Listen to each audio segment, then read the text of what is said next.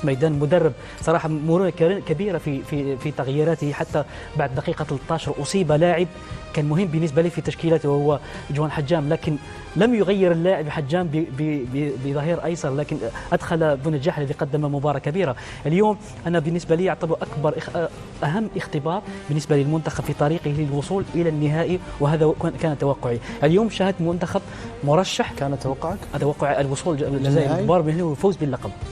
اليوم تاكدت من خلال القوه البدنيه والتركيز اكثر. يعني في المباراه الماضيه امام السودان لم يتلقى اي هدف، ورغم ذلك كان فيه اخطاء دفاعيه لكن لم يستغلها مهاجمين المنتخب السوداني. اليوم الاخطاء قلت مع ثنائيه عيسى وكذلك رامي بن سبعيد قدم مباراه كبيره. وكذلك فيه نقطه مهمه جدا، اليوم شاهدنا عوده اسماعيل بن ناصر الذي عانى بشكل كبير من اصابات ابعدته عن ميلان، ذهب الى مارسيليا وبعدها الى دينامو زاغرب. يعني هذه الخطوات كلها كانت مؤثره عليه نفسيا، حتى كان يعالج هنا في اسبايا في اسبيطار، لكن عاد اليوم وشاهدنا نسخه مميزه من بن ناصر. اليوم كانه بن ناصر يقول لنا نحن الان في كان 2019، الآن نحن نشبه نفس المنتخب الذي فاز بلقب في مصر.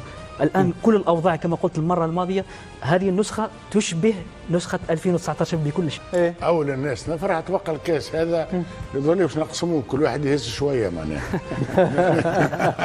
أنتم الأذن والآخرين الأذن والآخر الرأس. الناس كل بالطبيعة الطموح مشروع. لكن المنتخب الجزائري اليوم كان يحقق ربما انتصار للنار. الجزائر في الاخير الكره الاخرى لو حسنوا الاستغلال نتاعها بعد دقيقه 90 منتخب بوركينا فاسو اللي كان ما يستحقش التعادل كان نجم ياخذ التعادل. علاش ما نشاطرش برشا تفاؤل صديقي بالسيوف؟ لانه المنتخب الجزائري كان بامكانه ينهي المقابله من الشوط الاول، كان جاهز فنيا بدنيا.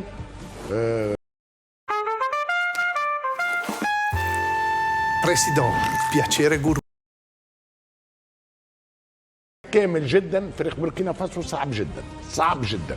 انا نقول لك صعب جدا، نعرف على شنو نتكلم. هو الدابه السوداء الفريق التونسي. طيب بس انت قلت منين نتعداو يعرض لنا بوركينا فاسو. طيب بس انت ذكرت انها تلعب بالنار.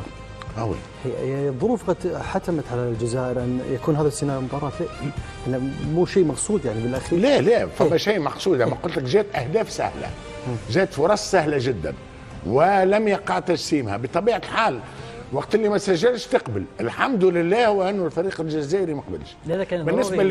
بالنسبه لي انا اروع ما شاهدته في هذه المباراه.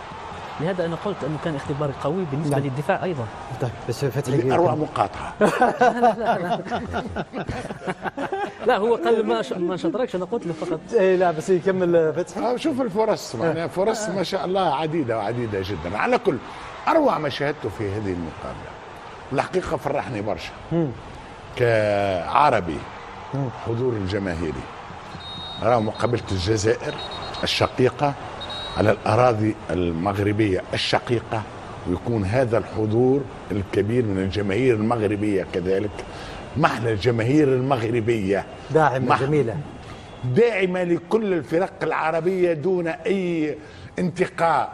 فعلا أنا ركزت بداية المقابلة، حبيت نشوف الحضور الجماهيري.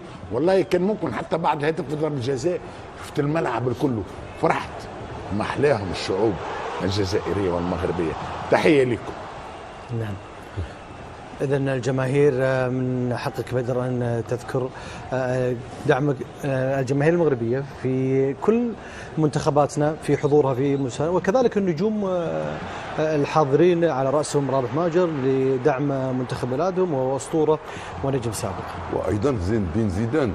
أنا أتصور أن المنتخب الجزائري من الآن سيقدم ملتمس لزين الدين زيدان أن يحضر مع كل مباراة. أنا ذكرت رابح ماجر لأنه جزائري، لكن زين الدين زيدان هو فرنسي ابنه جزائري من أصول جزائرية. وكذلك الشاب خالد، كذلك المغني العالمي شاب خالد. شوف صحيح المنتخب الجزائري يبدو وكأنه يلعب في عنابة أو يلعب في مدينة جزائرية بالنظر لتواجد هذا الكم الهائل من الجماهير أمامه. المنتخب الجزائري أتصور لأنه كان ذكيا في تصريف المباراة بالطريقة التي كان يريدها.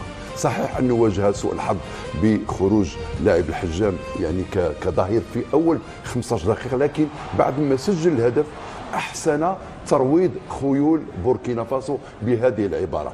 يمكن الحاجه اللي نلوموا عليها كيف قال فتحي انه في هذا زيزو طبعا هذا زيزو الوالده والوالد والاخ والعائله.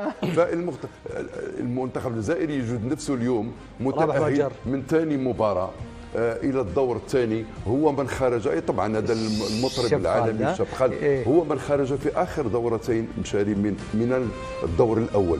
اذا اليوم اسعد ما يكون المنتخب الجزائري بالعلامه الكامله من جولتين، ثم ايضا بالكلين شيت، هو منتخب لم يسجل عليه اي هدف الى غايه الان، ثم ايضا المؤشرات كلها تقول على انه الفريق يتدرج مستواه، وهذا ما يعيد بان يكون واحد من الارقام الصعبه في المعادله او في السباق نحو لقب هذه البطولة. الكثير من الإيجابيات كما تابعنا صابر في حضور زين الدين زيدان وحضور رابح ماجر وكذلك المطرب العالمي شاب خالد، والتظاهر والتلاحم الجميل للجماهير المغربية، وكذلك انتصار بالعلامة الكاملة وتألق رياض محرز قائد الفريق في تسجيل ركلة الجزاء، وكذلك الأمور الفنية للمنتخب الجزائري. نعم، بحضور زيدان ورابح الجزائري دائما رابح. السلام. بداية الشعر مدام مصر ما تلعبش تعمل في الشعر.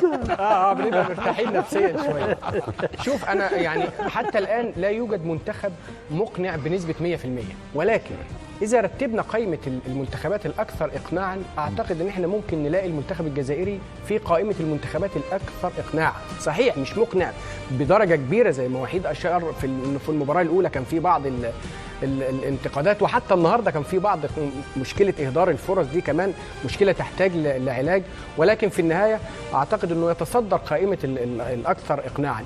ما يميز المنتخب الجزائري هو التدرج في المستوى، كمان المكاسب العديدة. انت دلوقتي عندك الهداف اللي هو رياض محرز، هداف البطولة، عندك افضل حارس حتى الان رقميا لوكا زيدان حتى الان بشباك نظيفة، وهو بالمناسبة رابع حارس في تاريخ الجزائر يخرج بشباك نظيفة في اول مباراتين. رابع ولا رابح؟ افضل حارس في تاريخ الجزائر على وزن الشعر، يعني انت الشعر يخرج بشباك نظيفة في اول مباراتين. كان اخر حارس مبولحي عملها في 2019 اول مباراتين كمان خرج بشباك نظيفة.